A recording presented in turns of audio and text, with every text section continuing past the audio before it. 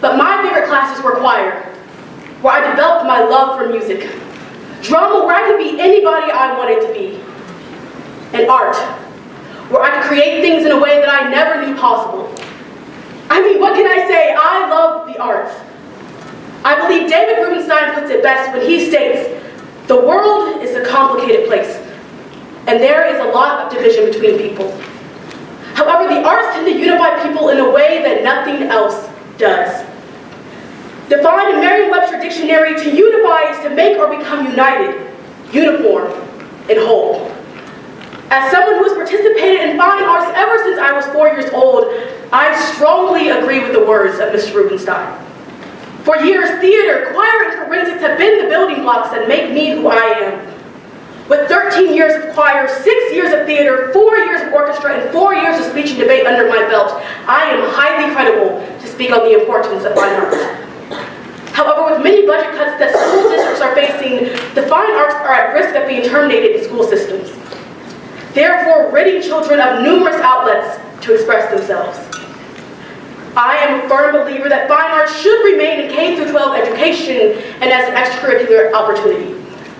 So today I would like to discuss the issue at hand right first, talking about the problem of removing fine arts from K-12 education. Second, discussing the solution before finally visualizing the benefits provided by keeping fine arts intact. So first, why are fine arts being cut from schools? I believe in order to understand this question, I should clarify what is considered as fine arts. LawStreetMedia.com defines fine arts as a combination of dance, music, drama, theater, and visual arts classes that are funded by federal, state, and local governments. An article by Penn State titled "Why Schools Are Cutting Fine Arts" says that budget cuts are the main reason for this problem. And by the end of this year, 80% of schools are expected to experience these cuts. You see, the reality is if your fine art program is not successful, you are not bringing in money. Another problem tagged along to this is some of these fine arts programs are having these concerts and programs for free. For example, my old high school, Summit Christian Academy, had 4 choir concerts a year, with only one of those concerts being required to pay. Whereas the sports programs such as basketball and football, you're required to pay at least $5 to get in or show your shopper ID. The problem with our society is that we see money as a sign of importance. Therefore, fine arts go down on the food chain and the athletics go up.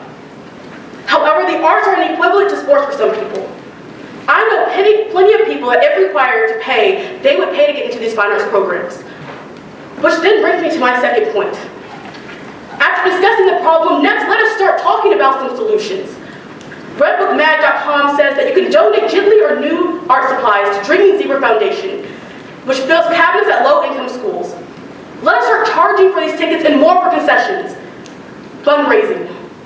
Something that seems so small, but can make a huge impact. And grants. Grants that are funded by our community members play a huge role in the growth of these programs. Now you may be sitting there saying, okay, Courtney, this is great that I can do this, but what's the benefit? What will become of this? And that leads me into my next point. Let us conclude by discussing the benefits provided by keeping the arts intact. According to onlinecolleges.net, a research was conducted in 2002. They conducted the impact of art on academics. The results were that students that participated in the arts had better scores on standardized tests. They had better social skills, and they were more motivated to get better grades. Now, while stats and numbers are very powerful, I believe that stories, testimonies, those are more powerful. So I asked my old theater family, I asked them, what has the arts done for you? And I received answers such as, after participating in the arts, I felt accepted. I gained a sense of family. Band and orchestra gave me an eye for detail. I was able to sing when I couldn't speak. I was able to dance when I couldn't sing. I gained confidence, memorization skills. I became articulate, and finally, the arts gave me a reason to live. Now, while I did love those answers, I decided to take it a step further and ask my old speech and debate coach, Emily Stam, what have the arts done for you? She tells of growing up playing sports and her only goal in life was to win. Yes, she loved winning, but she felt empty inside. Now, inspired by her brother and her love for Shakespeare, she decided to join theater.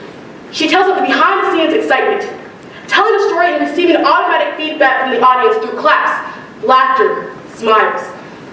That connection that you get from the audience through encouraging them.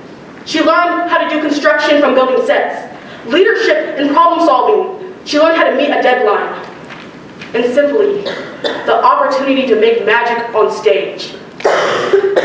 You see, if we remove the arts, we are stripping away passion, security, entertainment.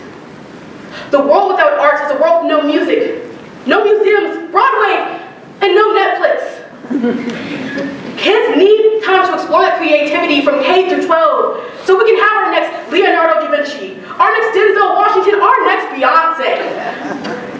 So in conclusion, today I discussed the issue of removing the arts from schools, some tangible solutions and benefits that come from the arts. I hope my words today have given you a new outlook on the arts. As David Rubenstein stated, the arts truly do unify people.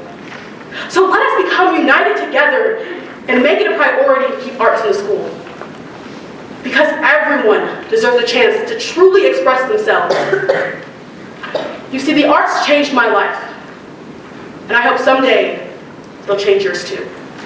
Thank you.